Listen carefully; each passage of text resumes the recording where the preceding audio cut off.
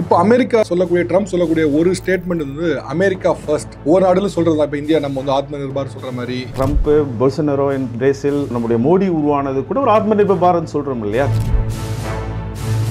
திருப்பி ட்ரம்ப் வந்தாங்க, இந்தியாவுக்கும் அமெரிக்கும் ஒரு பேச்சுவார்த்தைக்கும் சுமூகமா இல்லையா? ஜூன் 17 அன்னைக்கு கனடாவில் G7 சந்திப்புக்கு பிறகு கனடாவிலிருந்து வாஷிங்டனுக்கு திரும்பி செல்கிறார். ஒரு பெரிய முடிவு எடுக்கிறதுக்காக நான் போறேன்னு சொல்லிட்டு போறார். அதற்கு பிறகுதான் ஈரான்ல அவர் குண்டு போட்டார். குறிப்பா இந்த ஆபரேஷன் சிந்தூர், நம்ம அந்த இந்தியா பாகிஸ்தான் வார் நடந்ததுல அந்த ஷார்ட் வார், அதுக்கு பிறகு பார்த்தோம்னா Trump is not with happy with India. Definitely கிடையாது.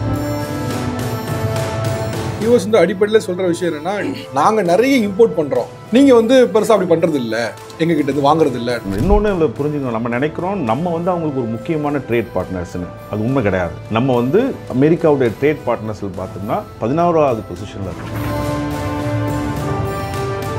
இவ்வளவு பெரிய பிரச்சனைக்குமே அடிநாதம் வந்து இந்த ஆயில் இம்போர்ட் தான். நீங்க ரஷ்யா கிட்ட இருந்து நீங்க வந்து வாங்குறீங்க, அது வந்து உக்ரைன் போருக்கு சப்போர்ட் பண்ணுது அப்படின்னு அவர் ஒரு நீதி கதை சொல்றாரு. இப்போ நம்முடைய oil dependence 40% oil come from ரஷ்யாவில இருந்து. அதை போய் நம்ம விட்டுட்டு இன்னொரு இடத்துல நம்ம வாங்க முடியாது. நான் சொல்றேன், எங்களுடைய நாட்டுக்கு இதுதான் இன்ட்ரெஸ்ட். நீங்க இதுக்கு முன்னாடி சைன் பண்ணிருக்கீங்களே, இதுக்கு முன்னாடி நீங்க நன் ஆஃப் திஸ்.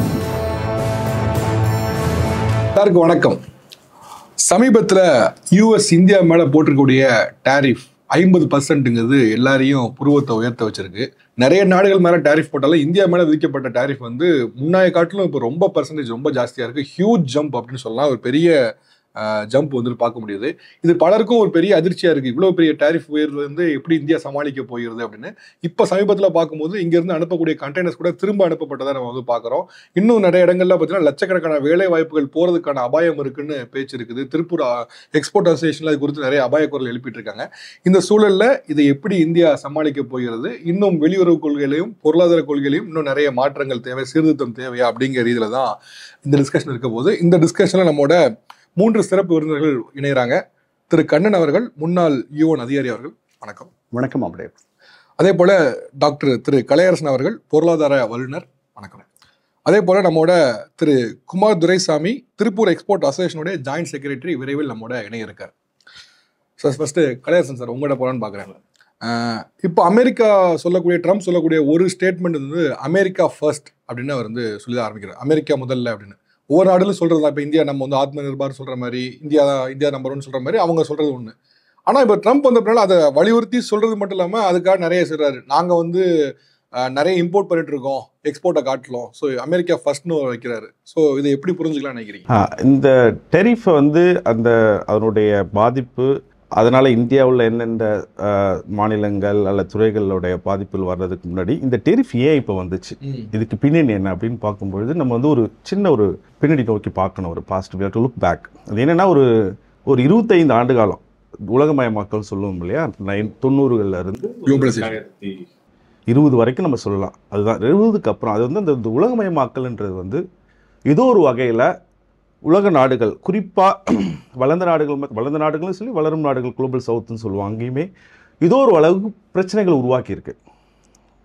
அந்த பிரச்சனைகள் வந்து ஒவ்வொரு நாடுகளினுடைய இன்இக்வாலிட்டி சொல்லலாம், அங்கே இருக்க பிரச்சனைகள், எல்லா நாடுகளுமே அந்த பிரச்சனைகள் உருவாகிருக்கு. அது வந்து அந்த கோவிட் டைமில் அது வந்து ஒரு பெரிய பிரதானமான ஒரு பிரச்சனையாக மாறிடுச்சு. ஸோ அது வந்து இந்த உலக பொருளாதார கட்டமைப்பே இன்றைக்கி வந்து ஒரு கேள்விக்குள்ளாக்கப்பட்டிருக்கு. இப்போ அதிலிருந்து அந்த உலகமயமாக்கல் பொருளாதார கட்டமைப்பிலிருந்து ஒவ்வொரு நாடும் தன்னுடைய நாடு தான் ஃபர்ஸ்ட்டு, ஒரு ப்ரொடெக்டனிசம்னு சொல்லுவாங்க, அதை நோக்கி அதான் சொல்ல ப்ரொடெக்ட் பண்ணுறோம் நாங்கள். ட்ரம்ப் கிடையாது. ட்ரம்ப், பொல்சனரோ பிரேசில், இந்தியாவில் மோடி வந்து நம்முடைய மோடி உருவானது கூட ஒரு ஆத்ம நிர்பர் பாரத் சொல்கிறோம் இல்லையா, தன்னிறைவு, அது எல்லாமே ஒரு வகையான ஈவன் இது யூரோப்பில் நீங்கள் ஒவ்வொரு நாடுகள்லையுமே பார்க்கலாம். அதாவது இந்த குளோபலைசேஷன் சொல்கிற உலகமயமாக்கல்ல இருந்து எல்லா நாடுகளுமே தன்னுடைய நாடுகளுடைய வளர்ச்சி, தன்னுடைய நாடுகளுடைய எக்கனாமி அப்படின்றத நோக்கி தள்ளப்பட்டிருக்கு. இப்போ இதில் இந்த டெரிஃப் கொண்டு வர்றதுக்கான காரணம் என்ன அவருக்கு, அதை நம்ம புரிஞ்சுக்கணும்னா we have to do இன்னொரு வேரியபிள் நம்ம இதோட ஆட் பண்ண வேண்டியது இருக்குது. அது என்னென்னா, நமக்கும் இந்தியாவுக்கும் அமெரிக்காவுக்குமான உறவு என்ன மாதிரி இருக்குது, முன்னாடி என்னவா இருந்துச்சு, இன்றைக்கி என்னவா மாறி இருக்கு. ரெண்டாவது ட்ரம்ப் வந்த பிறகு இதில் ஏதாவது ஒரு சப்ஸ்டான்ஷியல் மாற்றம் இருக்கா, அவர் எப்படி இந்தியாவை நினைக்கிறார் அப்படின்னா, ஒன்று பொருளாதார பேக்ரவுண்டு, இன்னொன்று அவர் எப்படி இந்தியாவை நினைக்கிறார், அவருடைய வேர்ல்டு வியூவில் இந்தியா என்னவா இருக்குது அப்படின்னு பார்த்தோன்னா அதுலேயும் ஒரு பெரிய மாற்றம் உருவாயிருக்கு. ஒரு 2000 சொல்லலாம். அதாவது நீங்கள் ஜார்ஜ் புஷ் ஜூனியர், ஒபாமா, அதுக்கப்புறம் Obama first second even the first Trump இந்த இந்த ஈக்குவேஷனில் பார்த்தோம்னா இப்போ இருக்க ட்ரம்ப்பு இந்தியாவை அவர் வந்து ஒரு நேசிக்கக்கூடிய பார்ட்னராக அவர் கருதலை. ஆனா ஃப்ரெண்டுங்கிறாரா, மை ஃப்ரெண்ட் மோடி அப்படிங்கிறாரு. பிப்ரவரியில் சொன்னார். ஆனால் அவர் பார்க்குறது வந்து இது இந்தியாவை பொறுத்த வரைக்கும் இந்தியா பாகிஸ்தான் நமக்கு இதனால் என்ன லாபம், அவ்வளவுதான். இதனால உங்களோட நான் கூடி இருக்கிறதுனால உங்களுக்கு நான் இவ்வளோ டெரிஃப் ரிலாக்ஸேஷன் கொடுக்கறதுனாலயோ அல்லது உங்களுக்கு நான் ஃபேவரிசம் கொடுக்கறதுனாலயோ எனக்கு என்ன லாபம் அப்படின்றது ஒரு பியூர் டிரான்சாக்ஷனல் இன்னொரு பக்கம். இன்னொரு பக்கம் அவர் வந்து இந்தியா இஸ் டிஸ்பென்சபிள் அப்படின்னு பார்க்குறாங்க. ஓகே, இந்தியா இல்லைன்னா நம்ம என்ன பண்ண முடியும் அப்படின்ற அவரை பொறுத்த வரைக்கும் நீங்கள் கேட்கலாம் இந்த கேள்வி, ஏன் இது இந்தியாவுக்கு மட்டும்தான் பிரச்சனையா, மற்ற நாடுகள் இது பிரச்சனை இல்லையா? சைனா இருக்குது, China is not been given இந்த அளவுக்கு சைனா மேலே டெரிஃப் கிடையாது. சைனா வந்து ஒரு ரிவல் சொல்லுவாங்க அமெரிக்காவுக்கு. அதுக்கு காரணம் என்னன்னா சைனா இல்லாமல் அமெரிக்கா இன்னைக்கு இருக்க முடியாது. சைனாவை டிபெண்ட் ஆகிருக்கு அமெரிக்கா. ஆனால் இப்போ நீங்கள் சொல்கிறீங்க சார், பட் ஆனால் ட்ரம்ப் அவர்களை பார்க்க மோடி அவர்கள் போப்போ ஹவுடி மோடின்னு ஒன்று நிற்கிறாங்க. அப்போ ஃப்ரெண்டுன்னு பேசுகிறாங்க, அப்புறம் அங்கே ரெண்டு அவ்வளோ பெரிய ஃப்ரெண்ட்ஸ் அப்படிங்கிறாங்க. அதில் மாற்றங்களாக இருக்குது, நிறைய மாற்றங்கள். நீங்கள் சொல்கிறது வந்து ஒரு ஓல்டு, அதாவது வந்து அவர் வந்து நீங்கள் வந்து ஒரு முன்னாடி இருந்த மோடி, முன்னாடி இருந்த ட்ரம்ப் அப்படின்னு சொல்லலாம். இன்னைக்கு குறிப்பாக இந்த ஆப்ரேஷன் சிந்தூர், நம்ம இந்த இந்தியா பாகிஸ்தான் வார் நடந்ததில்ல, அந்த ஷார்ட் வார், அதுக்கு பிறகு பார்த்தோம்னா Trump is not happy with India. Definitely கிடையாது. அது நீங்கள் எல்லா கமாண்டேட்டர்ஸ், அமெரிக்காவில் இருக்க கமாண்டேட்டர்ஸுடைய இது எல்லாமே பார்த்தீங்கன்னா அது மட்டும் கிடையாது. நீங்கள் டெரிஃப் மட்டும் பார்க்க வேண்டாம். இப்போ அவங்க H-1B விசா கொண்டு வந்திருக்காங்க. அதில் மிகப்பெரிய பாதிக்கப்படுறது இந்தியன்ஸ். அதுக்கப்புறம் ஸ்டூடெண்ட் விசாவில் ரிடியூஸ் த நம்பர் ஆஃப் எத்தனை வருஷம் இருக்கணுன்ற அந்த விசா இது ஆண்டுகள் வந்து குறைச்சிட்டாங்க. அதுவும் இந்தியா. ஸோ அவங்கள பொறுத்த வரைக்கும் இந்தியாவில் நமக்கு என்ன லாபம்? இப்போ பியூர் டிரான்சாக்ஷனல், இதனால் உங்களுக்கு நாங்கள் கொடுக்கறதுனால என்ன லாபம்? இப்போ நீங்கள் கேட்கலாம், நம்ம வந்து அவங்கள ரிட்டாலியேட் பண்ண முடியாதா? அவங்க 50% போட்டாங்க டெரிஃப், நம்ம ஏன் திருப்பி அவங்கள ரிட்டாலியேட் பண்ணக்கூடாதுன்னா நமக்கு அந்த பண்ணுறதுக்கான நம்மகிட்ட வாய்ப்புகள் கிடையாதுன்னு பேசலாம். அதை பற்றி அதுக்கான காரணங்கள் இருக்குது, ஏன் நம்மளால் பண்ண முடியாது, நமக்கு என்ன ஆப்ஷன்ஸ் இருக்குது அப்படின்றத நம்ம பேசலாம். கரண் சார், இப்போ நான் என்ன தெரிஞ்சுக்கிறேன்னா சார், இப்போ இந்தியாவுக்கும் அமெரிக்காவுக்கும் இருக்கக்கூடிய அந்த டிப்ளமேட் பேச்சுவார்த்தை இருக்குல்ல, அது சுமூகமாக இல்லையா? ஏன்னா மை ஃப்ரெண்ட் மோடின்னு பல இடங்கள்ல அவர் சொல்கிறாரு. ஆப்கி பார் ட்ரம்ப் சர்க்காருன்னு திரு மோடி அவர்கள் அங்கே போய் சொன்னாங்க. அப்போ பார்க்கும்போது எல்லாரும் இங்கே இருக்கவங்களாம் என்ன சொன்னாங்கன்னா, இவர் ஏன் அதை போய் அங்கே சொல்கிறாரு, நாளைக்கு பைடன் வந்துட்டாருன்னா என்ன ஆகும் அப்படின்லாம் பேசினாங்க. திருப்பி ட்ரம்ப் வந்தாங்க. ஆப்வியஸாக இந்த பக்கம் பெரிய ஃபேவராக இருக்குன்னு பார்த்தா ஒரு பெரிய இடியான 50% டேரிஃப் வந்து விழுந்துச்சு. அவங்களுக்குள்ள ஒரு பெரிய சுமூகமான ஒரு டிப்ளமேட் இது இல்லையா? இந்தியாவுக்கும் அமெரிக்காவுமான ஒரு பேச்சுவார்த்தைக்கும் சுமூகமாக இல்லையா? நாம தான் பேச்சுவார்த்தைகளை முதல் தொடங்கணும். ஃபெப்ரவரியிலேயே தொடங்கிட்டோம். அவரை நெத்தன்யாவுக்கு பிறகு பார்த்த உலக தலைவர்களில் முதன்மையானவர் நம்முடைய பிரதமர். அந்த சந்திப்பிலேயே என்ன நடந்துச்சு, மோடியை வச்சுக்கிட்டே அவர் என்ன சொன்னார், இவங்க வந்து டாரிஃப் கிங் அதெல்லாம் அப்பவே சொன்னார். அதனால அவருக்கு வந்து ஒரு அபிப்பிராயம் நம்ம மேலே இருக்கு. அதுக்கப்புறம் என்னாச்சு, இந்த ஆப்பிள் தயார் பண்ணுறது இங்கே, ஆப்பிள் ஐஃபோன்ஸ் வந்து இங்கே பண்ண போகிறோம் அப்படின்ட்டு டிம் குக் அப்படி சொல்லும் பொழுது அவர் உடனே என்ன சொன்னார், India can take care of itself அப்படின்னு ஒரு கருத்து சொன்னார். இதெல்லாம் தொடக்கத்திலேயே நடக்குது. இப்ப பேச்சுவார்த்தைகள் தொடங்கிடுச்சு. நம்முடைய வர்த்தக குழுவுக்கும் அவர்களுடைய வர்த்தக குழுக்களுக்கும் முதலாக இந்த டாரிஃப் என்ற எண்ணம் அவருக்கு வருவதற்கு முன்பாகவே, வெளியில நமக்கு தெரியறதுக்கு முன்பாகவே நாம் பேச்சுவார்த்தையை தொடங்கிட்டோம். அந்த சந்திப்புல என்ன ஆச்சு, அந்த பிப்ரவரி சந்திப்புல இப்போ வந்து கிட்டத்தட்ட ஒரு $130 பில்லியன் அளவுக்கு 2 நாடுகளுக்கு இடையே வர்த்தகம் இருக்கு. 190 கூட சொல்லலாம். அவர்கள் வந்து இன்னும் ஒரு $45 பில்லியன் அதிகமான பொருட்களை நம்மகிட்ட வாங்குறாங்க. அந்த ஏற்றத்தாழ்வு அவருக்கு பிடிக்கல.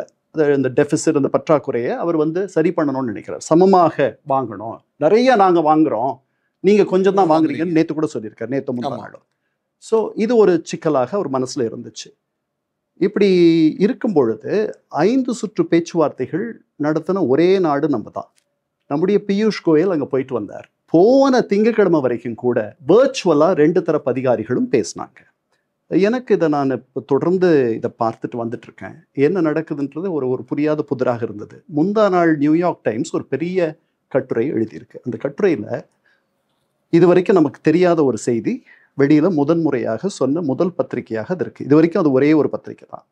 ஜூன் 17 அன்னைக்கு கனடாவில் G7 சந்திப்புக்கு பிறகு அவர் ஏர்ஃபோர்ஸ் 1ல கனடாவிலிருந்து வாஷிங்டனுக்கு திரும்பி செல்கிறார். ஒரு பெரிய முடிவு எடுக்கிறதுக்காக நான் போறேன்னு சொல்லிட்டு போறார். அதற்கு பிறகுதான் ஈரான்ல அவர் குண்டு போட்டது. அந்த பயணத்தின் போது அவர் நம்ம பிரதமருக்கு ஃபோன் செய்கிறார். 35 நிமிஷம் பேசுறாங்க. அவர் எடுத்த உடனே சொல்றார், உங்களுக்கு தற்காலிகமா இந்த போர் நிறுத்தத்தை, சீஸ் ஃபயரை நான் கொண்டு வந்ததுக்காக நான் பெருமைப்படுறேன் அப்படின்றார். பிரதமர் அதை கடந்து போகிறார். அதற்கு அடுத்த வரி என்ன சொல்றார், இதுக்கு பாகிஸ்தானீஸ் எனக்கு நோபல் பரிசுக்கு பரிந்துரை செய்யறதா இருக்காங்க. இப்ப பிரதமர் அதை கடந்து போறார். இது ரெண்டும் அவரை ரொம்ப கஷ்டப்படுத்திட்டு அப்படின்றது ஒரு 12 பேர்கிட்ட ஒரு டசன் பேர்கிட்ட ரெண்டு தரப்புலையும் அதை முக்கியமாக தெரிந்தவர்கள், இதை முதல் பக்கத்துல இருந்து பார்த்தவர்கள், அவர்கள் சொல்ல கேட்டு அந்த கட்டுரை எழுதப்பட்டிருக்கு. அதனால நான் நம்புறேன் அது நடந்திருக்கும் அப்படின்ட்டு. அதற்கு பிறகு பலமுறை ட்ரம்ப் இவரை தொடர்பு கொள்ள முயற்சி செய்ததாகவும் நம்முடைய பிரதமர் அலுவலகம் அதற்கு இசைவு தரவில்லை என்றும். ஏன்னா இவர் என்ன பேசினாலும் அவர் ட்ரூத் சோஷியல்ல போடுறது தான் அவருடைய வேர்ஷன் தான் உண்மையான வேர்ஷன். நீங்க அப்படித்தான் அவருடைய எல்லா பதிவுகளுமே அப்படித்தான் இருக்கு. இந்த விளையாட்டுக்கு இனிமேல் நம்ம போகக்கூடாது அப்படின்ற மாதிரி நம்முடைய பிரதமர் அலுவலகத்தில் இருக்கவர்கள் நினைக்கிறார்கள். அதனால அவர்கள் எடுக்கல. அவங்க நாங்கள் அந்த மாதிரிலாம் முயற்சி பண்ணவே இல்லைன்ட்டு அங்கிருந்து சொல்லியிருக்காங்க. ஸோ இந்த உறவு இது ஒரு பக்கம். அப்புறம் இந்த ட்ரம்ப் இருக்கார் இல்லையா, இதுதான் அவருடைய கடைசி டேர்ம். இதற்கு பிறகு அவர் கிடையாது. இவருக்கு இப்போ 80 வயசாக போகிறது. இவர் வரலாற்றில் தன்னுடைய பெயர் பொறிக்கப்பட வேண்டும் என்று எண்ணுகிறார். அவர் தீராத காதல் அவருக்கு நோபல் பரிசு மேல இருக்கு. அவர் வெளிப்படையா வெட்கத்தை விட்டு சொல்றார், எனக்கு நான் என்ன பண்ணாலும் அவங்க தரமாட்டாங்க, ஏன்னா நான் லிபரல் இல்லைன்ட்டு அவங்க நினைக்கிறாங்க அப்படின்னு சொல்றார். இது அவருக்கு ஒரு பெரிய மோகமா இருக்கு. அந்த ஒபாமா கொடுத்துருக்காங்க, மற்றவர்களுக்கு கொடுத்துருக்காங்க, நம்ம தரலையே அப்படின்ட்டு.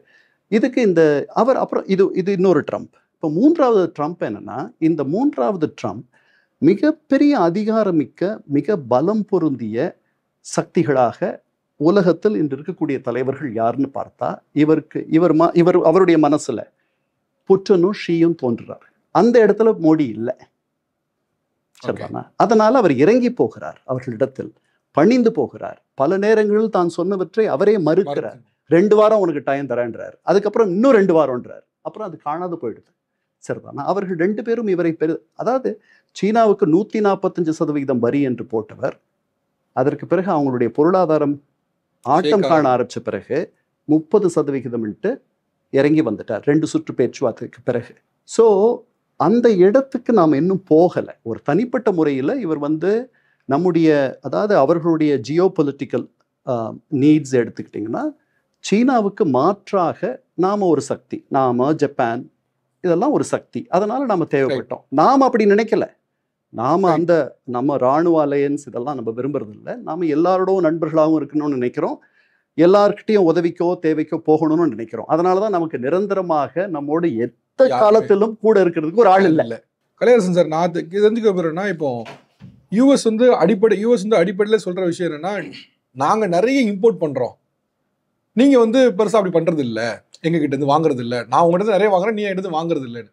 அடிப்படையில் இந்த கோட்பாடு மேட்ச் ஒரு பிரசிடென்டா இருக்கும் யோசிக்கிறது கரெக்ட் தான். ஆனா யூஎஸ் டெவலப்டு கண்ட்ரி, நாம ஒரு டெவலப்பிங் எக்கனாமியில இருக்க அடிப்படையில் இது மேட்ச் ஆகுமா? எப்படி மேட்ச் பண்ண முடியும்? ஃபர்ஸ்ட் அப்படி பண்ணோம்னா நம்ம எக்கனாமியும் உங்களுக்கு இதாக ஆரம்பிச்சிடும், நம்ம ஜிடிபியும் கம்மியாக ஆரம்பிச்சிடும். நம்ம டெவலப் பண்ற பார்ப்போமா, அதே மாதிரி ஈக்குவலா மேட்ச் பண்ணணும்னு நினைக்கிறது அந்த கோட்பாடு சரியாகல. இல்லை, அதாவது இதுக்கு சொல்றதுன்னா கரண்ட் டெஃபிஷியன்ட் சொல்லுவாங்க, ட்ரேட் டெஃபிஷியன்ட் சொல்லுவாங்க.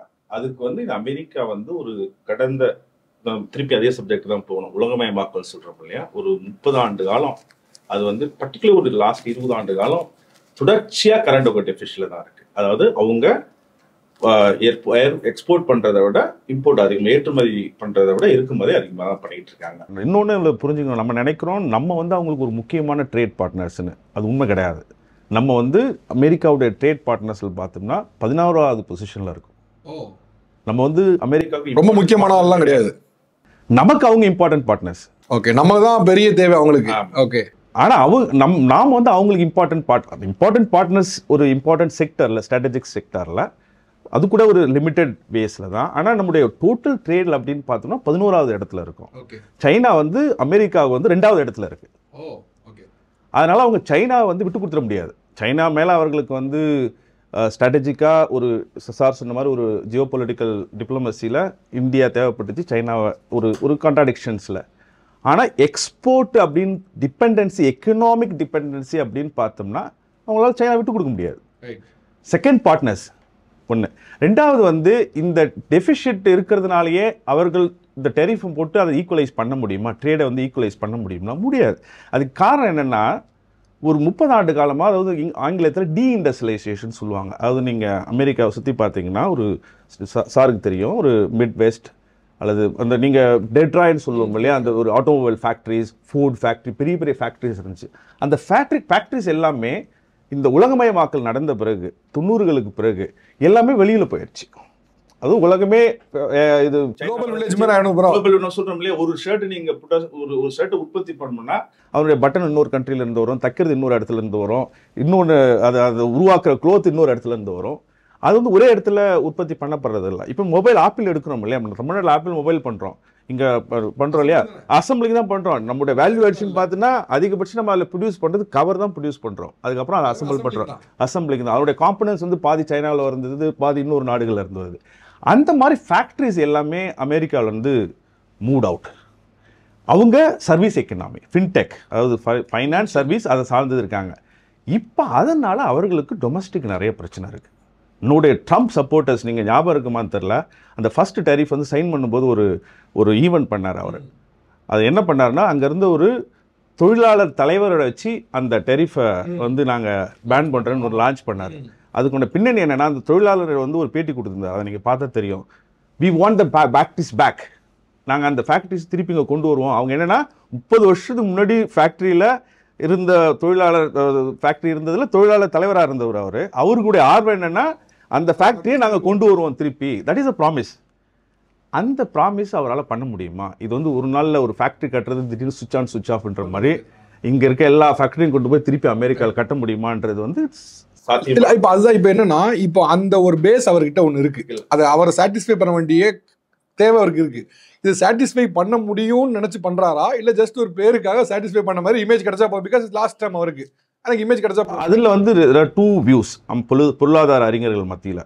அவருடைய ஆர்குமெண்ட் என்னன்னா, இந்த ஃபேக்ட்ரிஸ் ஏதோ ஒரு வகையில் நம்முடைய உற்பத்தியை தொடங்கணும் அப்படின்றது அவருடைய எண்ணமாக இருக்குது. அட்லீஸ்ட் ஸ்ட்ராட்டஜிக் செக்டரை நம்மளே, அதாவது நீங்கள் சொன்ன மாதிரி ப்ரொடெக்ஷன், நம்மளோட தன்னிறைவு பொருளாதாரம்னு சொல்கிற மாதிரி அமெரிக்கா உள்ளவே நம்ம வந்து ஒரு ஃபேக்ட்ரி கட்டி, அல்லது ஒரு ஸ்ட்ராட்டஜிக் செக்டர்ஸ், நம்ம பர்டிகுலர் சிப்ஸு, அந்த மாதிரி சின்ன சின்ன ஒரு முக்கியமான விஷயங்கள் எல்லாமே நம்ம பண்ணணுன்றது அவங்க ஒரு அது வந்து ஒரு ஜோ பொலிட்டிக்கல் ஸ்ட்ராட்டஜிக் இன்ட்ரெஸ்ட் ஒன்று. அது வந்து ஏன் இது வந்து ஒரு முக்கியமாக பட்டுச்சுன்னா, கோவிட் டைமில் இந்த குளோபல் சப்ளை செயின் எல்லாமே முடிஞ்சிச்சு இல்லையா, அப்போவே தெரிஞ்சிச்சு ஒவ்வொரு நாடும் அவங்களுடைய வீக்னஸ் என்னன்ட்டு. இன்னும் சொல்லப்போனால் கோவிட் வந்து ஒரு உலக பொருளாதார ஆர்டரே மாற்றிடுச்சு. அது வந்து ஒரு நம்முடைய ஹெல்த் விஷயம் மட்டும் கிடையாது. இன்றைக்கி சார் யூஎன் சொல்கிறார் இல்லையா, America gives them to UN. எந்த யூஎன் ஏஜென்சியும் அவங்க மதிக்கிறது கிடையாது. நோ மல்டிலேட்டரல், யார் எந்தெந்த இடத்துல இருக்கான்னு தெரிஞ்சிருச்சு கிளியர்லி. ஈவன் நார்மலி இந்த மாதிரி ஒரு டெரிஃப் கன்வர்சேஷன் நடக்கிறதுனா இட் ஷுட் நாட் ஒரு தலைவர் வந்து பேச மாட்டாங்க, ஒரு நாட்டுடைய தலைவர். இது வந்து WTOன்னு ஒரு ஏஜென்சி இருக்குது, அங்கே போயிட்டு இந்த மாதிரி நாங்கள் டெரிஃப் பண்ணணும், நீங்கள் உங்களுடைய டெஃபிசிட் பிரச்சனைகள் இருக்குது, அங்கே பேச வேண்டிய அந்த மாதிரி எல்லா மல்டிலேட்டரல் இன்ஸ்டிடியூஷன் சொல்லுவாங்க இல்லையா, அது எல்லாமே போயிடுச்சு. இன்னைக்கு இது காரணம் என்னன்னா, இந்த டெஃபிசிட் ஒரு விஷயம். இன்னொரு விஷயம், இந்த அவர்களுக்கு வந்து இன்னைக்கு அமெரிக்கா ஃபர்ஸ்ட் அப்படின்றது அவருடைய ஸ்ட்ராட்டஜி இருக்குது. அதுக்கான காரணங்கள், டொமஸ்டிக் காரணங்கள் இருக்குது. அதை நம்ம புரிஞ்சிக்காம இந்த விஷயத்தை நம்ம வந்து வெறும் இந்தியாவுடைய பார்வையிலேருந்து மட்டுமே இதை நம்ம பார்க்க முடியாது. Correct sir. இப்போ இந்த டிப்ளமேட் பேச்சுவார்த்தையில் இப்போ யூஎஸ் வந்து இந்தியாவுக்கு பதில் கொடுக்கறதுல ஒரு சேஞ்ச் இருக்க மாதிரி பார்க்குறேன். முன்ன வந்து அவங்க வந்து உடனே ஸ்டேட்மெண்ட் மாற்ற மாட்டாங்க. இப்போ ட்ரம்ப் வந்தப்பறம் பார்த்தீங்கன்னா ஒரு வாரத்தில் வந்து அடுத்த வாரம் பார்த்தா வேற மாதிரி இருக்குது. இன்னும் அவங்க சொல்லப்போனால் அவங்க பதில் கொடுக்கறதுமே வேற மாதிரி இருக்குது. இப்போ வந்து பீட்டர், அவரோட சீஃப் அட்வைசர், அவர் வந்து இது பிராமின்ஸை வந்து உயர்த்துறதுக்காகவும் அவங்களுக்காக இதெல்லாம் பண்ணப்படுது அப்படிங்கிறாங்க. அப்போ அதுக்கு வேர்ல்டு சைட்ல இருந்து இன்னொன்று வைக்க போறாங்க, இவங்க சொல்ற பிராமின் நம்ம பிராமின் இல்ல, அவர் சொல்ற பிராமின் வெஸ்டர்ன் சைட்ல இருக்க பிராமின் அவங்க சொல்றாங்கிறாங்க. இது என்ன, நீங்க எப்படி பாக்குறீங்க? இதை அவர் சொல்ல வர்றது நம்ம நாட்டுல இங்க இருக்கவங்களா சொல்றாங்களா, இல்ல அவர் ஏன் இப்படி இந்த அளவுக்காக ஒரு இறங்கி போறாப்ல, என்ன விஷயம்? பீட்டர் நவாரோ அவருடைய பொருளாதார ஆலோசகர், அவர் வந்து நான் படித்த பல்கலைக்கழகத்திலையும் படித்தவர், டஃப்ட் யூனிவர்சிட்டி. அதனாலலாம் இப்படி பேசுறாரு நீங்க நினைக்க வேண்டாம். அவர் ஹார்வர்ட்லயும் படிச்சவர். அவர் வந்து அவருக்கு இது தெரிஞ்சிருக்கு. அதாவது இந்த பிராமணர்களை எதிர்த்து ஒரு இயக்கம் இருந்திருக்கீங்க. இந்த பிராமணர்களுக்கு ஒரு 2 விதமான ஒரு பிராமணர்கள் அப்படின்னு சொன்னா அதுக்கு 2 பாஸ்டன் பிராமின்ஸ் அப்படின்ற ஒரு பதமே உண்டு அங்க. ஏன்னா இந்திய கான்டெக்ஸ்ட்டை பொறுத்த வரைக்கும், சூழலை பொறுத்த வரைக்கும் இவர்கள் வந்து ஒரு உயர் படிநிலையில் இருப்பவர்கள். அவர் யாரை சொல்றாருன்னா, அவர் இந்த அம்பானி அண்ட் கோவை சொல்றார். அவர்கள் இந்தியர்களுடைய வயிற்றில் அடித்து பிழைக்கும் பிராமணர்கள் என்று அவர் அதுதான் சொல்றார் அவர். ஸோ இப்போ வந்து பீட்டர் நவாரோ தொடர்ந்து நிறைய பதிவுகள் போட்டிருக்கார் நம்ம எதிர்த்து. நாம் வந்துட்டு அதாவது மற்றவர்களுடைய சாவில் நம்ம பிழைக்கிற ஆட்கள் அப்படின்ற மாதிரி கருத்து தெரிவிக்க 2 பேரும் பேசியிருக்காங்க. அவர் சொல்லித்தான் இவர் பண்ணுறாருன்னு எனக்கு தோணுது. நம்ம மேலே அதுதான் நான் சொல்கிறேனே, இந்த 2வது ட்ரம்ப்புக்கு இந்தியா மீது ஒரு அதுக்கு என்ன சொல்கிறது, ஆம்பிவலன்ட்ன்ட்டு ஒரு வார்த்தை இருக்குது ஆங்கிலத்தில். அதாவது ஒரு ஒரு ஒரு திடமான ஒரு முடிவுக்கு அவர் வரல. அவருக்கு 2 விதமான ஒரு எண்ணம் இருக்கிற மாதிரி தெரியுது நம்ம மேலே. பட் ஆனால் இந்த டேரிஃப் வந்து ரொம்ப நாள் போகும் நினைக்கிறீங்களா? ஏன்னா அப்போ 50% போட்டாச்சு, 25% இருந்தது, அப்புறம் 25% உனக்கு மேலே பனிஷ்மெண்ட் போடுறேன்னு சொல்லி பனிஷ்மெண்ட்டு 25% போட்டாங்க. இந்த 50% ஒரு கொஞ்சம் அட்லீஸ்ட் கொஞ்சம் நாளைக்கே போகும்னு நினைக்கிறீங்களா? இல்லை, இது சரியாயிடும்னு எனக்கு தோணுது. இது முடிவாக நான் நினைக்கல. ஓகே, இது வந்து ஒரு நெகோஷியேட்டிங் பாஸ்டராக கூட நம்ம எடுத்துக்கலாம். அவருடைய, நான் ஈகோவுக்கு தாண்மைன்னு சொல்லுவேன், அவருடைய தாண்மையை நீங்கள் வந்து வருடி கொடுக்கணும். அதுதான் முக்கியம்னு நினைக்கிறேன். ஆக்சுவலாக இப்போ இந்த இவ்வளோ பெரிய பிரச்சனைக்குமே அடிநாதம் வந்து இந்த ஆயில் இம்போர்ட் தான். நீங்கள் ரஷ்யா கிட்டேருந்து நீங்கள் வந்து வாங்குறீங்க, அது வந்து உக்ரைன் போருக்கு சப்போர்ட் பண்ணுது அப்படின்னு அவர் ஒரு நீதி கதை ஒன்று சொல்கிறார். அதனால நாங்கள் வந்து ஏற்றுக்க மாட்டோம் அப்படின்னு. ஆக்சுவலாக இதுதான் உண்மையில அடிநாதம் நினைக்கிறீங்களா? இல்லை, அது நான் உறுதியாக அதை நம்ம சொல்ல முடியாது. ஏன்னா இப்போ நீங்கள் அங்கே இருக்க வர ஆய்வுகள்லாம் பார்த்தோம்னா, அல்லது நம்முடைய ஹிஸ்ட்ரியும் பார்த்தோன்னா, இந்தியா எப்பொழுதுமே வந்து ஒரு நியூட்ரல் சொல்ல முடியாத ஒரு ஸ்ட்ராட்டஜிக் டிஸ்டன்ஸ் வச்சுருக்கோம். இப்போ நம்ம அமெரிக்காட்ட ஒரு ட்ரேட், நமக்கு ஒரு ஸ்ட்ராட்டஜிக் இன்ட்ரெஸ்ட் இருக்குது. அதே மாதிரி நம்ம இண்டிபெண்ட் சுதந்திரம் வாங்கினதுலேருந்து நம்ம நான் அலைன் மூவ்மெண்ட்டு, அதுக்கப்புறம் ரஷ்யா மேலே நமக்கு ஒரு எப்போதும் ஒரு ஸ்ட்ராட்டஜிக் அலையன்ஸ் இருக்குது.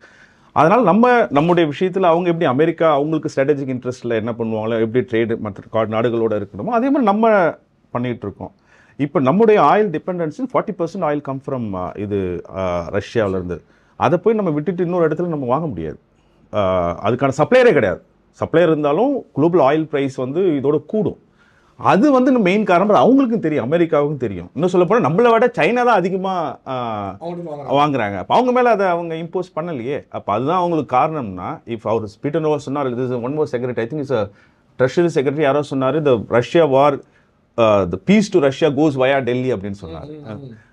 ஸோ அதை நம்ம பார்த்தோம்னா அப்போ நீங்கள் சைனா தான் அது சொல்லணும். சைனா தான் ஆக்சுவலி இது அது அதிகமாக நம்மளோட ஆயில் வாங்குறாங்க. ஆனால் அவங்க காரணம் சொல்ல வர்றது என்னன்னா, இந்த ஆயில்னால பயன்படுற சில இங்கே இருக்க பெரிய பேர் சொல்லாமல் சில பெரும் கார்ப்பரேட் நிறுவனங்கள், அதனால தான் அவங்க வந்து இப்போ சார் சொன்னார் இல்லையா, பாஸ்டன் பிராமின்ஸ் சொன்னார் இல்லையா, அந்த ஆட்களை மையப்படுத்தி தான் இந்த ஒரு எலிட் காங்க்ளோமரேட்ஸ் இங்கே இருக்க சில கார்ப்பரேட் தான் அதில் அதிகமாக பயன்பட போகிறாங்க இந்த ஆயில். அவர் சொல்கிறது வந்து பாஸ்டன் பிராமின்ஸ் எலிட் பீப்புள் சொல்கிறாரு. நம்ம படிநிலை நீங்கள் அதை புரிஞ்சுக்கணும். அவர் பாஸ்டன் பிராமின்ஸ் சொல்கிறது அமெரிக்கா உருவான போது நியூ இங்கிலாந்து என்ற ஏரியா தான் உருவான ஃபஸ்ட்டு அந்த கிளஸ்டர் ஆஃப் ரீஜன் சொல்லுவாங்க. ஃபஸ்ட்டு 13 காலனின்னு சொல்லுவோம் இல்லையா அமெரிக்கா. அந்த 13 காலனின்றது நியூ இங்கிலாந்து. அங்கே உருவான இண்டஸ்ட்ரியல் கிளாஸ் தான் வந்து பாஸ்டன் பிராமின்ஸ். அவங்க தான் அங்கேருந்து உருவான வெல்த்தை மற்ற மாநிலங்களில் அமெரிக்காவில் இன்வெஸ்ட் பண்ணி அமெரிக்கா இன்னைக்கு பெருசாக உருவானது. ஸோ அதுதான் அவங்க சொல்கிறது வந்து அந்த industrial elite of the Boston. அதுதான் அவங்க சொல்கிறது பாஸ்டன் பிராமின்ஸ். அதற்கும் நம்ம இந்தியாவில் இருக்க இந்தியா பிராமின்ஸ் வந்து சாதி அடிப்படையில் வந்து நீங்க சொல்லி கரெக்ட். பட் ஐ திங்க் அவருக்கு அந்த அவேர்னஸ் இல்லாம சொல்லிருப்பாரு. ஐ டோன்ட் திங்க் மேபி நம்மள வந்து அவர் மேபி ஒரு தமிழ்ல சொன்ன ஒரு உள்குத்தல் அப்படின்னு சொல்ல முடியல, அது மாதிரி இருக்கலாம். ஆனா அது பாஸ்டன் பிராமின்ஸ்ன்றது வந்து ஒரு கன்செப்சுவலி அதுக்கு ஒரு கனெக்ஷன் இருக்கு. ஒரு கனெக்ஷன் நம்ம என்ன சொல்ல முடியும்னா, அவங்க ரெஃபர் பண்றது வந்து அது ஒன்றும் உண்மையா இருக்கலாம். என்னன்னா, இந்த ரஷ்யாவுடைய வாங்குற ஆயில்னால இந்தியாவுக்கு எந்த நிறுவனங்கள் அதிகமா பயன்பெற போகிறாங்க? இஸ் இட் ஆர்டினரி பீப்புள் அல்லது ஆர்டினரி பொதுமக்கள் அதனால் பயனடைறாங்களா ரஷ்யா ஆயில்னால, அல்லது இங்கே இருக்க பெரு நிறுவனங்களா அப்படின்னு சொன்னோம்னா அதில் ஒரு கேள்வி இருக்குது. பெரு நிறுவனங்கள் தான் அதிக அளவில் அதனால் பயனடைஞ்சாங்க. அதில் இங்கே அங்கே விலை, அந்த பேரலுடைய விலை இன்னைக்கு வந்து எக்ஸாக்ட்லி அரௌண்ட் 17 ரொம்ப குறைஞ்சது. அது குறைஞ்சதுனால நம்முடைய பெட்ரோலோட விலை குறைஞ்சுதா, டீசல் விலை குறைஞ்சுதா அப்படின்னா இல்லை. ஸோ அப்படின்றப்போ இந்த ஆயில் பர்ச்சேஸ்னால ரிஃபைனரிஸ், அப்போ ரிஃபைனரிஸுடைய ஓனர் அவங்களுடைய ஐடென்டிட்டி வச்சு அந்த லாபத்தை வச்சு அப்படி அவங்க சொல்லியிருக்கலாம். ஆனால் அது கன்செப்சுவலி வேற விஷயங்கள் ரெண்டுமே நம்ம அதுதான் புரிஞ்சுக்கணும். கரண் சார், இப்போ இதில் ஒரு சின்ன ஹிப்போக்ரஸி இருக்குது. இப்போது நீங்கள் ஏன் ரஷ்யாவிலேருந்து ஆயில் வாங்குறீங்க? நீங்கள் ரஷ்யாவில் ஆயில் வாங்கி அவங்களுக்கு பொருளாதாரம் சப்ளை பண்ணி அவங்க உக்ரைன் வார ஃபண்ட் பண்ணி பண்ணுற அளவுக்கு நீங்கள் பண்ணி வச்சிருக்கீங்க, அது பண்ணாதீங்கன்னு அவர் சொல்கிறாரு. இன்னொரு பக்கம் நம்ம கிட்ட இருந்து கூட ரிஃபைனரி ப்ராடக்ட்ஸை வந்து பெட்ரோலியம் ப்ராடக்ட்ஸை அவர் வாங்கிக்கிறாப்புல. அங்கேருந்து வாங்குற ஆயில் தான் நம்ம இங்கேருந்து யூஸ் பண்ணுறோம். இது ஒரு சின்ன ஹிப்போக்ரஸி அவர் பார்க்கலையா? முரண்பாடுகளின் மொத்த உருவம் அவர் என்ன சொன்னாலும் அவரை அவர் சொல்வதை கடந்து போவதற்கு அவருக்கு பின்னாடி ஒரு பெரிய ஒரு அடித்தளம் கான்ஸ்டிடுவன்சி இருக்குது. இப்போ வெளியில் இன்னைக்கு செய்கிற அந்த பல தொழிற்சாலைகள் செய்கிறத அமெரிக்காவுக்கு மீண்டும் கொண்டு வருவதும், அமெரிக்காவை தொழில்துறையில், அதாவது மேனுஃபேக்சரிங் உருவாக்கலில் மீண்டும் ஒரு முதன்மை இடத்திற்கு கொண்டு வருவதும்ன்ற ஒரு கர்நாடகமான ஒரு எண்ணத்தை வைத்திருக்கிற ஒரு அதிபராக இவர் இருக்கிறார். அதாவது இது எப்படின்னா, இன்னைக்கு அமெரிக்கா கட்டிங் எட்ஜ் டெக்னாலஜியில் ஒரு 50 ஆண்டுகளாக முன்னாடி இருக்குது. அதுதான் அதனுடைய, நீங்கள் ஒரு 1000 பின்னலாடை செய்து நீங்கள் அங்கே அனுப்பி சம்பாதிக்கிறத அவங்க ஒரு சின்ன மைக்ரோ சிப் செஞ்சு பண்ணிடுவாங்க. அவர் என்ன நினைக்கிறாரு, அதையும் பண்ணணும், இந்த 1000 பின்னலாடையும் பண்ணணும்னு நினைக்கிறார். அது ஒரு கர்நாடகமான ஒரு எண்ணம். ஏன்னா அந்த பின்னலாடை பண்ணிக்கிட்டு இருந்த அமெரிக்கா தான் அங்கே போச்சு. அவர்கள் மர வேலைப்பாடுகள் முன்னாடி பண்ணாங்க, அந்த தொழிலெலாம் வெளியில் போயிடுச்சு. இந்த மாதிரி பல தொழில்கள், கைவினைஞர்கள், இந்த மாதிரி எல்லாம் வெளியில் போயிடுச்சு. அவர்கள் இன்னைக்கு ஒரு பெரிய நுகர்வோர் சமுதாயமாக மாறிவிட்டார்கள். அவர்களுக்கு இருக்கக்கூடிய வாங்கக்கூடிய சக்தி, வாங்கும் திறனும் வாங்கும் எண்ணமும் ஐரோப்பியர்கள் இவ்வளவு செலவு பண்ண மாட்டாங்க. அவங்க கன்சூமரிஸ்ட், பெரிய கன்சூமரிஸ்ட் சொசைட்டி நீங்க சொல்ல முடியாது. 2 உலக போர்களை சந்தித்தவர்கள் அவர்கள். இவர்கள் அப்படி கிடையாது. அதனால அது ஒரு மிகப்பெரிய சந்தையாக இருக்கிறது. சரிதானா? இப்ப நீங்க எதுக்கு அவர் இப்படி முரண்பாடா பேசுறாருன்னு கேக்குறீங்க. நம்ம அவரை தான் கேட்கணும். இல்ல, எனக்கு என்னன்னா, முரண்பாடுகள் ஏதேனும் சின்ன விஷயங்கள் இருந்தால் ஓகே, இது சொல்றது ஒரு பாலிசி தான். நீ உக்ரைன் இவ்வளோ பெரிய போருக்கு நடக்கிறதுக்கு நீ ரஷ்யாவுக்கு ஏதோ ஒரு வகையில் பொருளாதாரமுக்கு நீ இருக்கேன்னு சொல்லிட்டு அங்கேருந்து வாங்கக்கூடிய எண்ணெயை நீ எண்ணெயா வாங்கினாலும் தப்பு, நான் ப்ராடக்டை வாங்கிக்கிறேன், உனக்கு பாலா வாங்கினாலும் தப்பு, நான் வெண்ணையாவும் மோராவும் வாங்கிக்கிறேன். இல்லை இதில் ஒரு ஆங்கிலத்தில் சொல்லுவாங்க மெத்தட் இன் மேட்னஸ். அவர் பார்க்கறதுக்கு ஒரு மேட்மேன், ஒரு எக்ஸென்ட்ரிக், அன்பிரிடிக்டபிள் அப்படின்னு சொல்லுவோம்லே, அப்படி இருக்குது. ஆனால் அதுலேயும் அந்த மேட்னஸுக்கு பின்னாடி ஒரு பேட்டர்ன் இருக்குது. அந்த பேட்டர்ன் தான் நம்ம புரிஞ்சுக்கணும். இது ஏதோ ஒரு வகையில் அவருடைய சரியான வார்த்தைகளை தான் தோன்றித்தனமா அல்லது நீங்கள் சொல்கிறது ஒரு கான்ட்ராடிக்ஷனாக பேசுகிறார் அப்படின்றது ஒரு பக்கம் இருந்தாலும் கூட இது ஏன் அங்கே செயலாகுது? இப்போ ஏன் அமெரிக்க மக்கள் இதை எப்படி ஏற்றுக்கிறாங்க? இப்போ நீங்கள் சொல்லலாம் இல்லையா, இப்போ நீங்கள் டரிஃப் இங்கே கூடுறதுனால ஒவ்வொரு டரிஃப் நீங்கள் ஒவ்வொரு % டரிஃப் கூடுற அளவுக்கு அதே அளவுக்கு அங்கே பொருளுடைய விலை கூட போகுது. இப்போ நீங்கள் டரிஃப் கூட்டினீங்கன்னா இந்த டரிஃப்லேருந்து இப்போ நீங்கள் ஒரு எடுத்துக்காட்டு சொல்லுவோம், ஒரு சட்டை, ஒரு ஷர்ட் வாங்கணும். அந்த ஷர்ட் இப்போ நீங்கள் 50% டரிஃப், இந்தியாவில் இருக்க most of the brand, big brand எடுத்துனா கேப், அந்த எல்லா பிராண்டும் போகிறது இங்கேருந்து தான் போகுது. திருப்பூர்லேருந்து தான் லார்ஜ் பிக் பிராண்ட் எல்லாமே அங்கே போகிறது. அப்போ ஒரு ஷர்ட்லேயும் நீங்கள் 50% நீங்கள் விலை கூட்டுறீங்க. அப்போ அங்கே இருக்க சாதாரண மக்கள் அதை எப்படி வாங்க முடியும்? அப்போ அந்த இன்ஃப்ளேஷன் அங்கே கூடும் இல்லையா, விலை ஒரு கூடும் இல்லையா? அப்போ அந்த விலை ஒரு கூடும்பொழுது இவருடைய பேஸ் சப்போர்ட்டர்னு சொல்கிறோம்ல, சார் சொன்ன மாதிரி ப்ளூ கலர்ஸ் ஜாப் சொல்லுவாங்க. ஒரு அரசியல்வாதிக்கும் ஒவ்வொரு நாட்டில் இப்போ நம்ம ஊரில் சொல்லும் இல்லையா, டிஎம்கே கூட சோஷியல் பேஸ் இவ்வளவு, அல்லது ஏடிஎம்கே. ஸோ அதே மாதிரி ட்ரம்ப்புக்கு ஒரு சோஷியல் பேஸ் இருக்குது. அப்போ அந்த ட்ரம்ப்புடைய சோஷியல் பேஸ் இதை எப்படி ஏற்றுக்கிறாங்க? இந்த டரிஃப் அவங்களுடைய விலை கூடும், அவங்க வாங்குற பொருளுடைய விலை கூடும். அதில் அவங்களுடைய நம்பிக்கை என்னென்னா, இவர் எப்படியாவது நம்முடைய வேலையை திருப்பி கொண்டு வந்துருவாரு நம்புகிறாங்க. இந்த திருப்பி இது ஒரு ஷார்ட் டேர்ம் லாஸ். அதுக்கு இப்போ கூட ஒரு ரீசெண்டாக ஒரு சர்வே பண்ணாங்க, பியூ சர்வேன்னு நினைக்கிறேன். அந்த சர்வேயில் ட்ரம்ப்புடைய சப்போர்ட்டர் கேட்குறாங்க, நீங்கள் இந்த இவரோட டரிஃப் இந்தியா மட்டும் கிடையாது, நிறைய இடத்துல இந்த டரிஃப் போட்டதுனால even Mexico, most of the essential goods come from Mexico. அந்த மாதிரி நீங்கள் டரிஃப் போடும்போது நம்முடைய விலையெல்லாம் கூடுது. இப்போது சாதாரண எளிய பொருட்கள், நம்ம வாங்குற பொருட்களில் விலை கூடுதே சொல்லும். It's okay. நாங்கள் இதுக்காக ட்ரம்ப் எப்படி நம்ம இங்கே சொல்லணும் இல்லையா, ட்ரம்ப் ஒரு டிமானிட்டைசேஷன் வந்தப்போ நாட்டுக்காக இது நாங்கள் அது மாதிரி இதுக்கு ட்ரம்ப் சப்போர்ட் ஒத்துக்கிறேன். அவங்க என்ன நினைக்கிறாங்கன்னா, இந்த ஜாப்ஸ் நமக்கு வந்துடும் திருப்பி. ஏன்னா அவர்களுடைய நிலை, ப்ளூ காலர்ஸோட ஒர்க்கர்ஸோடைய நிலை ஒரு 30 ஆண்டு காலமாக பெரிய அளவில் மாற்றங்கள் இல்லாமல். இன்னும் சொல்ல போனால் ரியல் வேஜஸ்ன்னு சொல்கிறதுடைய ப்ளூ காலருடைய ரியல் வேஜஸ் நெகட்டிவ், இன்ஃப்ளேஷன் வழியாக குறைஞ்சிருக்கு. அப்போ அவர்களுக்கு ஒரு பெரிய கடும், அதனால தான் அவங்க டெமோக்ராட் நம்பலை. டெமோக்ராட்ஸ் அவங்க ஒரு எலீட், எல்லாம் இதெல்லாமே வாஷிங்டன் எலீட்ஸு, இதெல்லாம் நியூயார்க் எலீட்ஸ் அப்படின்னு நினச்சாங்க. ட்ரம்ப் நம்மளில் ஒருத்தர் ரஷ்டியாக பேசுகிறாரு, நம்ம மொழியில் பேசுகிறாரு, அதனால் நமக்காக நிற்கிறாரு அப்படின்ற அடிப்படையில் தான் அவங்க அதையும் ஏற்றுக்கிறாங்க. இந்த மேட்னஸுக்கு பின்னாடி ஒரு ஸ்டோரி இருக்குது, பேட்டர்ன் இருக்குது. ஜான் போல்டன் அவருக்கு ஒரு நேஷனல் செக்யூரிட்டி அட்வைசர் இருந்தார். அவருடைய வீடை இப்போ ரைட் பண்ணாங்க போன வாரம். நம்ம ஊரில் மட்டும்தான் இடி ரைட்லாம் நடக்கும்னு நீங்கள் நினைக்கக்கூடாது, அங்கேயே நடக்கும் பிடிக்காதவர்கள் மேலே. அவர் பெட்டி பெட்டியாக எடுத்துகிட்டு போனாங்க அவர் வீட்டில் இருந்து. அவர் ஒரு பெரிய மீசை வச்சுருப்பார், பெரிய அவர் பல அதிபர்கள்ட்ட வேலை பார்த்த ஒரு பெரிய சிவில் சர்வன்ட், பெரிய அறிவாளி. அவர் ஒரு புத்தகம் எழுதியிருக்கார். அதை நீங்கள் படிச்சிங்கன்னா, புதிய கோணங்கின்ட்டு பாரதி ஒரு பாட்டு எழுதியிருப்பான். அது மாதிரி எல்லாமே அவர், அதாவது ஒரு ரேஷ்னலே இல்லாத இருக்கிறதுக்கு இருக்கிற ஒரு ரேஷ்னல் அதுதான் ரேஷனல். இல்லை நிஜமாவே inconsistency thy name is Trump.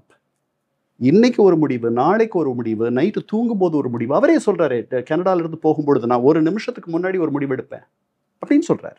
அந்த குண்டு போடுறதுக்கு முன்னாடி அவர் சொன்னது, பெரிய ஒரு முடிவு எடுக்க போறேன்ட்டு நம்ம எல்லாம் பார்த்துருந்தோம். 2-3 நாள்ல அந்த முடிவை எடுத்துட்டார். இப்படியும் எடுப்பேன் அப்படியும் எடுக்க மாட்டேன்னுலாம் சொன்னார். அதனால அவர்கிட்ட இருக்க நமக்கு பிடிச்ச ஒரு விஷயம் என்னன்னா, அவர் மனசுல இருக்க முக்கால்வாசி விஷயங்களை மற்ற தலைவர்கள் மாதிரி இல்லாத வெளியில சொல்லிடுறாரு. என்ன மனசுக்கு வந்தாலும், இன்னைக்கு நீங்க நல்லவர், நாளைக்கு நீங்க நல்லவர் இல்லை, நாளைக்கு மறுநாள் நீங்க மீண்டும் நல்லவர். அந்த மாதிரி நீங்க அவர் சொல்றதை you should take it with a pinch of salt, not a pinch of salt, a bucket full of salt. இப்போ அடுத்து இப்போ அக்ரிகல்ச்சர் ப்ராடக்ட்ஸை பார்த்தீங்க அப்படின்னா, இப்போ அவங்க சைடில் ஒரு பட்டர் மில்க்கோ மற்றதுக்கோ வந்து நம்ம ஹெவியில டேக்ஸ் போட்டு வச்சிருக்கோம். அதுவுமே அவங்களுக்கு வந்து ஒரு பெரிய ப்ராப்ளமாக இருந்துட்டு தான் இருக்குது. இப்போ நம்ம சைட்லேருந்து அக்ரிகல்ச்சர் ப்ராடக்ட்ஸோ இல்லை வந்து சீ ஃபுட்ஸோ ஏதோ அனுப்பிச்சோன்னா அது இப்போ ப்ராப்ளம் திரும்பி வர ப்ராப்ளம் பார்க்குறோம். இது என்ன மாதிரியான தாக்கத்தை உருவாக்க நினைக்கிறீங்க? இல்லை, இது அகெயின் இதை நம்ம புரிஞ்சுக்கிறதுக்கு முன்னாடி, இந்த ப்ராடக்ட்ஸ் போகிறதுக்கு முன்னாடி நம்ம ஒரு கான்செப்ட் புரிஞ்சுக்கணும். ரொம்ப முக்கியமான விஷயம். இந்த டெரிஃபு அல்லது அக்ரிகல்ச்சர் பிரச்சனைகளாக இருந்தாலும் சரி, நம்ம இப்போ திருப்பூர் அல்லது டெக்ஸ்டைல் பேச போகிறோம், அதை பற்றி பிரச்சனைகளாக இருந்தாலும் சரி, முன்னாடி இந்த மாதிரி டிஸ்பியூட் வந்து முன்னாடி இருந்தது, இப்போ மட்டும் கிடையாது. எப்போதுமே இந்த ஒரு டிஸ்பியூட் இருக்குது. நம்ம வந்து சப்சிடிஸ் கொடுக்கக்கூடாது, நம்ம டேக்ஸ் இதில் போடக்கூடாது, நம்ம இம்போர்ட் டியூட்டிஸ் குறைக்கணும், உங்கள் இம்போர்ட் டியூட்டிஸ் அதிகமாக இருக்குது, அமெரிக்கா நம்மகிட்ட சொல்கிறது, நம்ம அமெரிக்காட்ட சொல்கிறது, நம்ம யூரோப்கிட்ட சொல்கிறது, யூரோப் நம்மகிட்ட சொல்கிறது.